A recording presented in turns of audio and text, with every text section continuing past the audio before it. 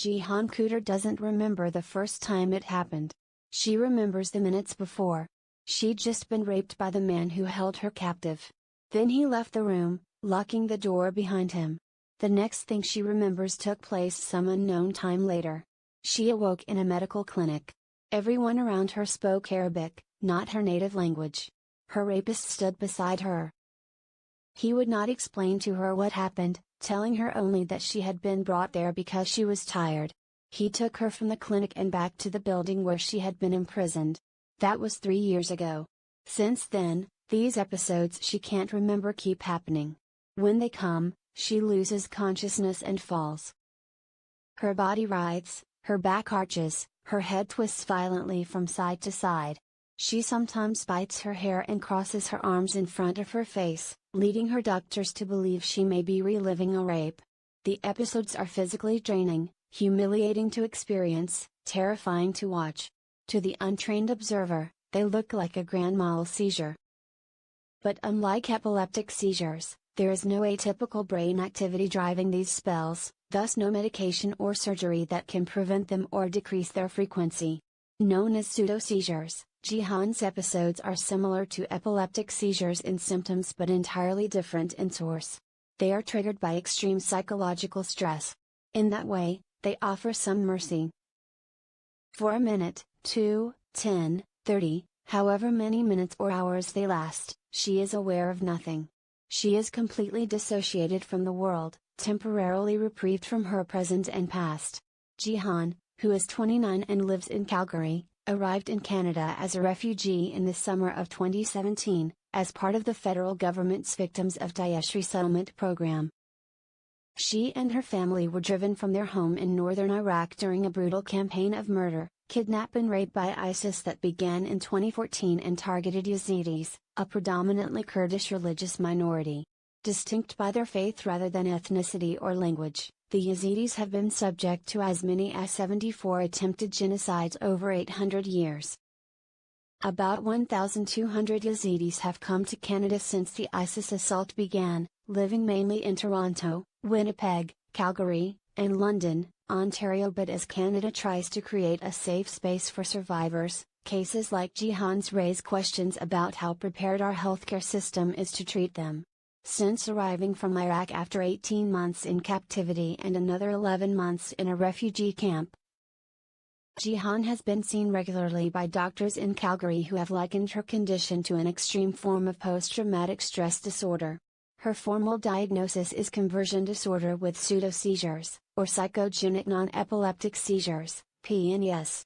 It's considered rare, but the disturbingly high incidence among Yazidi refugees has caused concern among Canadian medical and resettlement staff. PNES usually occurs in about 2 to 33 per 100,000 people a year. But in Calgary, for example, 6 out of 300 Yazidis have been diagnosed with the disorder. And the condition is proving perplexingly difficult to treat. Recommended approaches such as psychotherapy and cognitive behavioral therapy, CBT, haven't been effective with Jihan or many other patients. Antidepressants, sleep aids and anti-anxiety medications haven't decreased the frequency of her seizures. Staff at other medical and resettlement centers have begun experimenting with non-traditional therapies for patients like Jihan, but so far, with limited success.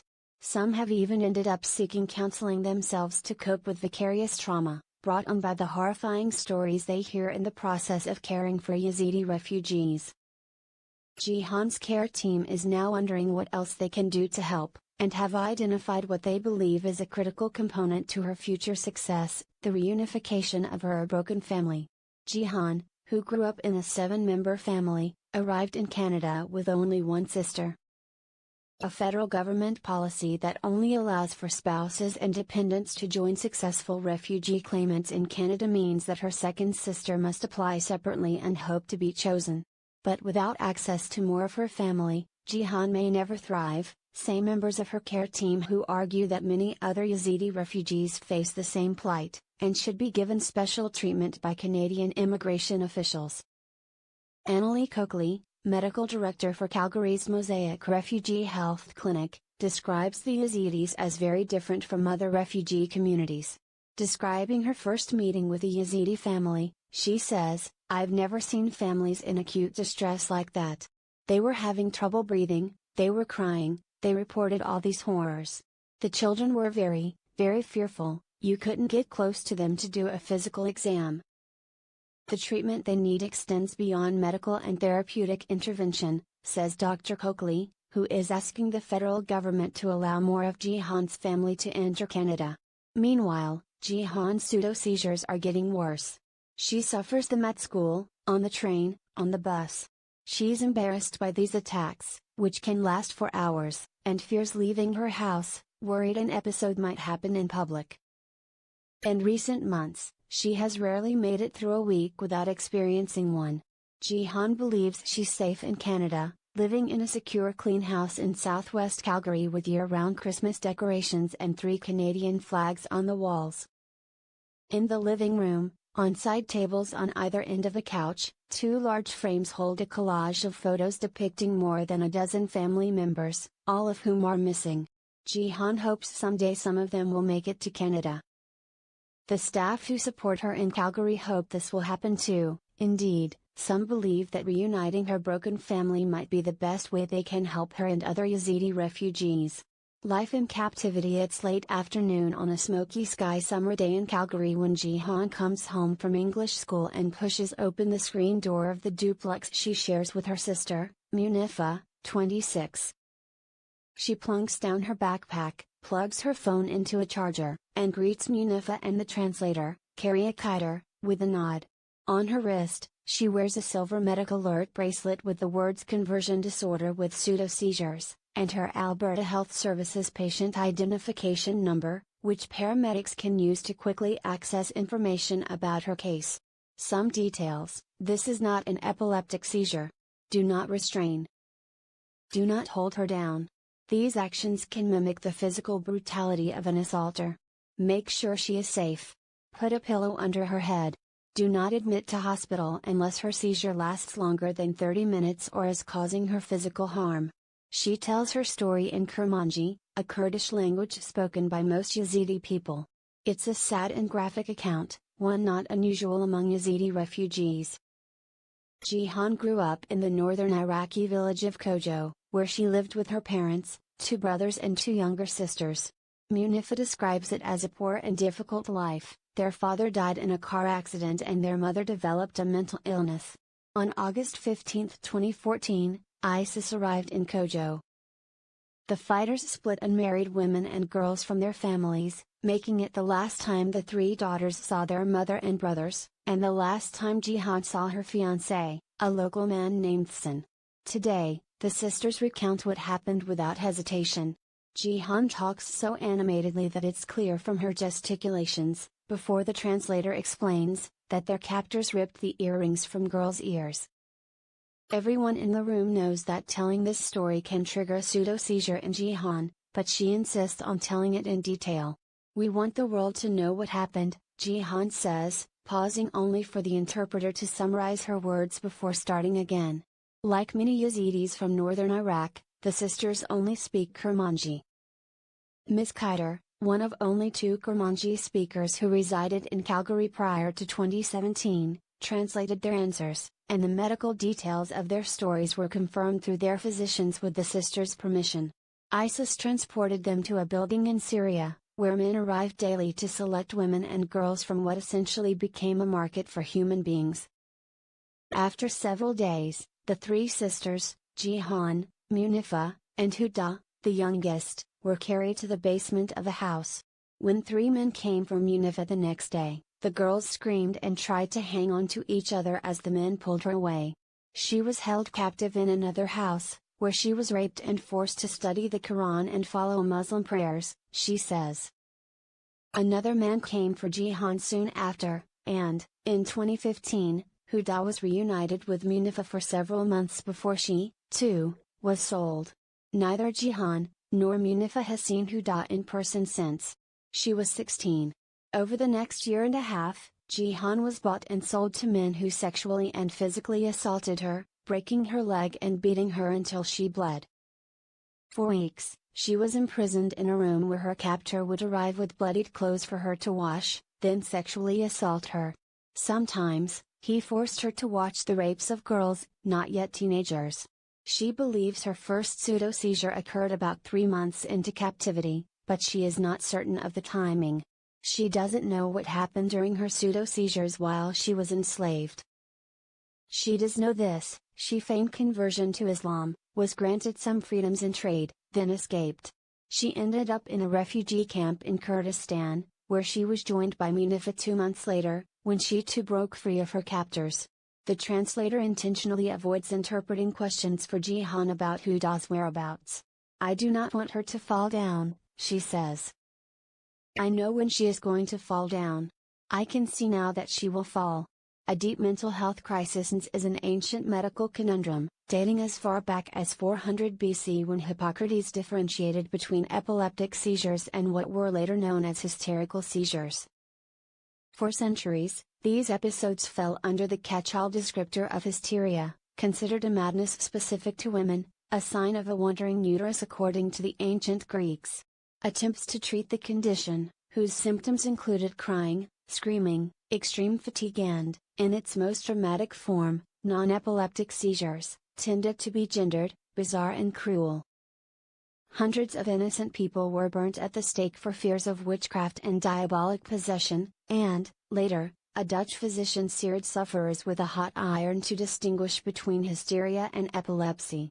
In the late 1800s, French doctor Jean-Martin Charcot began studying hysterical patients closely and argued vehemently against the popular prejudice that hysteria was rarely found in men. Much of what we know about modern conversion disorders comes from the First World War, when shell-shocked men suffered symptoms ranging from deafness to shaking, hallucinations to flashbacks. They were often taken out of combat and admitted to psychiatric hospitals, creating large studies of people with conversion reactions. Physicians learned that these symptoms weren't isolated to those who'd experienced the concussive effects of an explosion. They often appeared in soldiers who'd witnessed terrifying scenes, and that symptoms became chronic even months after the trauma. One critical discovery: sufferers often reenacted part of their trauma during a conversion reaction, and these responses, including pseudo-seizures, were more likely to occur in people with lower social class and less education, owing, perhaps, to a poorer understanding of mental health and its effect on the rest of the body. Perhaps most importantly, soldiers with shell shock showed the world that conversion disorder episodes represent genuine physical responses to overwhelming psychological anguish. Conversion disorder tends to express differently across cultures. There are no studies of the condition in Yazidis, but research done in Turkey, not far from Sinjar province where Jihan is from, found that it also commonly presents as loss of consciousness. In other parts of the world, however, pseudo-seizures can be a rarer symptom. Pakistani and Indian sufferers report sensations of heat inside their bodies, whereas Dutch people experience motor disturbances such as paralysis and coordination disorders. In Canada, NS has been documented among Yazidi refugees in Calgary and several other cities. These refugees have been exposed to nearly all risks for this condition. Conversion disorders occur more commonly among women, and most Yazidi refugees in Canada are women. And they lack education. Nearly 2/3 of female Yazidi refugees in Calgary have completed no formal schooling. And conversion disorders are strongly tied to other chronic mental health issues, which this population has in abundance.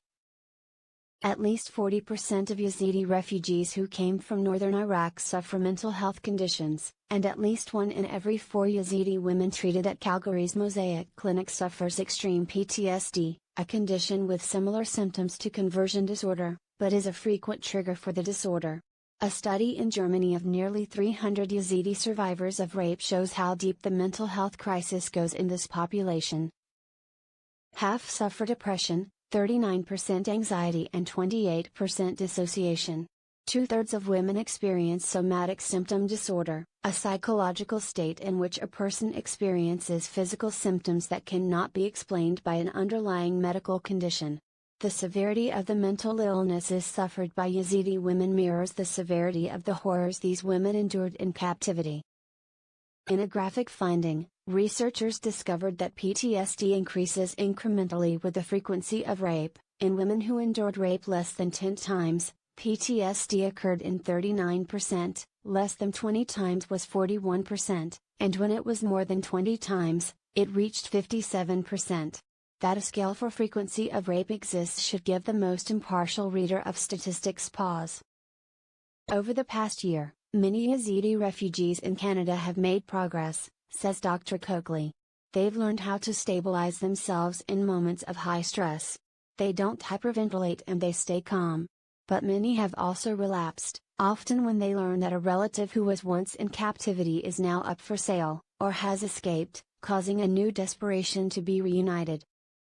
In Winnipeg, Nafian Asso, a Yazidi woman who came to Canada nearly 2 decades ago and helps resettle refugees, has seen a similar pattern. In October, she watched a Yazidi woman have a pseudo-seizure midway through describing how she'd contacted a smuggler to help free her grandchildren. Jihan psychiatrist, Rita Watterson, describes pseudo-seizures as a signal that something potentially life-threatening is happening to a person mentally. They are rudimentary indicators of massive stress, a more extreme version of the ways we see people respond to pressure all the time, things such as headaches, nail biting and foot tapping.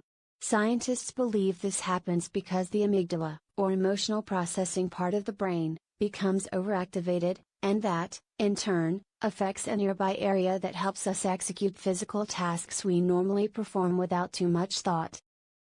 Erin Mackey, a neuropsychiatrist in Calgary and expert in conversion disorder, explains the process like this: when a person with a minor fear of heights travels to the top of the Calgary Tower and tries to step out onto the glass floor of the 190-meter-high observation deck, they immediately struggle to put one foot in front of the other. The fear area of your brain has fired up and it's actually jamming the signal for how you take normal steps. That's the phenomenon happening to individuals when their emotional processing area is so hot that it's running interference in other circuits and preventing them from working the way they normally would work. A collectivist culture. During captivity, Jihan tattooed her upper body, hoping the markings, considered a sin by some in Islam, would make her undesirable to members of ISIS. Using a needle and ink made from a blend of ash and breast milk given to her by another prisoner, she pokes several names into her chest and arms: Huda, her mother, her brothers, her sister-in-law. Her fiancé's name is spelled out above her heart, with Jihan's beside it on the right. Her body has become permanent catalog of all the people she cannot locate. But for one, Huda. After Jihan and Munifa arrived in Canada, they learned that Huda, now 20, was still alive. She now lives in the Qadiyah camp for internally displaced persons in Iraq. Huda speaks with her sisters by phone almost daily, sometimes crying and begging to join them in what seems to her like a life of luxury. These conversations leave Jihan rattled, and she's had pseudo-seizures after the calls. Then, this summer, Huda's application to join her sisters in Canada through a family reunification program was denied because she is an adult, therefore not a dependent of her sisters.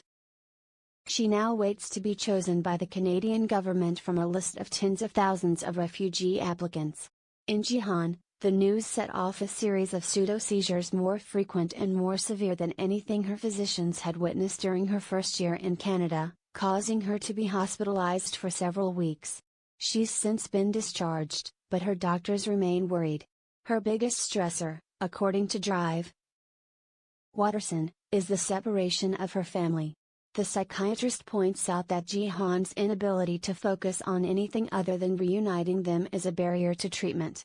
She won't break from this defense of "it's my burden to carry my family, I will never stop worrying about them." Now, Jihan's medical team is asking the federal government to bring Huda to Canada, arguing that family reunification is the crucial missing component to reducing her spells. Dr. Coakley has made similar requests for relatives of other Yazidi refugees in Calgary. "My belief is that if the community here is shored up, if they have more of their own here, specifically their family, that would help.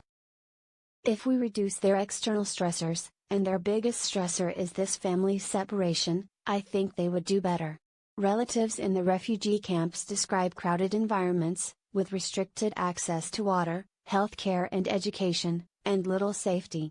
One woman in Calgary keeps a photo on her phone depicting the burned, blackened body of her father-in-law who died when a fire spread to his tent. Yazidi refugees in Calgary, London and Winnipeg have written to the Canadian government describing these grim conditions and appealing for family members still in camps to be brought here. Among Dr. Coakley's patients are several mothers who came to Canada with only some of their kids. The others were missing or captive, only to learn that their imprisoned children have been released and are living in Iraqi camps. Those under 18 will be able to join their mothers through the reunification program, but adult children are not eligible. Other women have fiancés or sisters who are still there.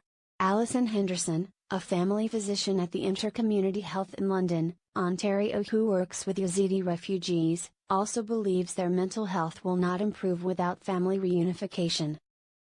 There's only so far we're going to get in terms of medications and even therapy when you're looking at a people group that is systematically traumatized and for whom there is still so much ongoing trauma for their relatives who are missing or known to be in captivity.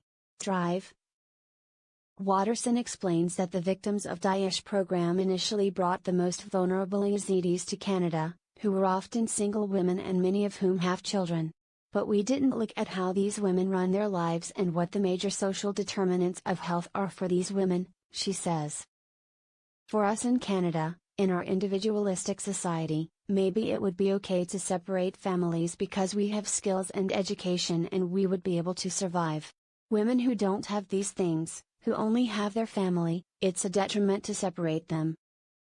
Researchers in other Canadian cities, as well as around the world, are coming to the conclusion that family separation is severely affecting the Yazidis' mental health.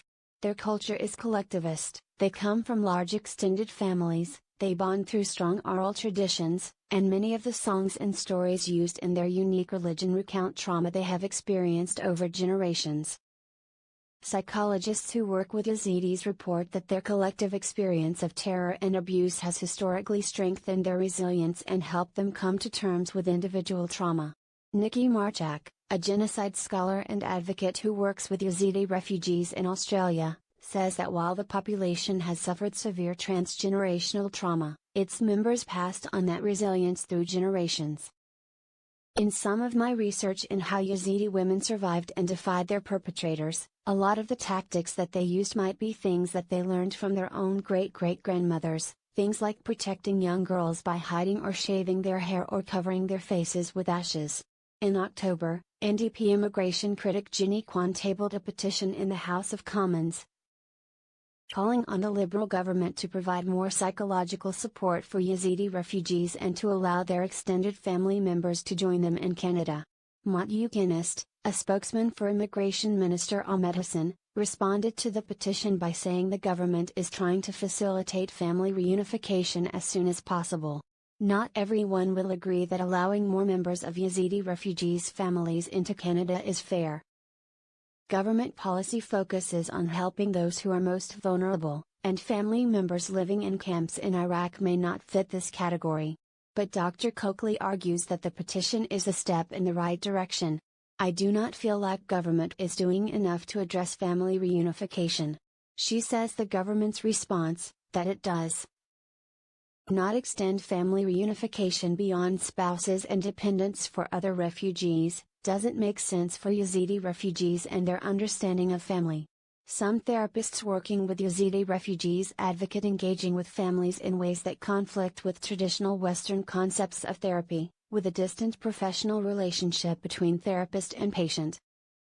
Some approaches Ms. Marchak suggests, sitting down and sharing a meal before attempting any therapy, developing programs such as sewing groups, or creating cultural events that normalize the idea of therapy.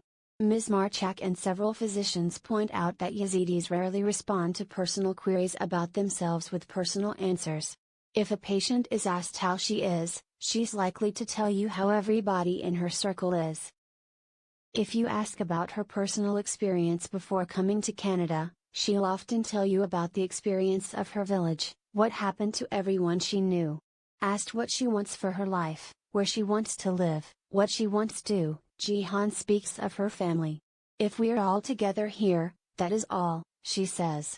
Even if someone told me to go out and clean the roads, I would do it, happy, if I was together with my sisters.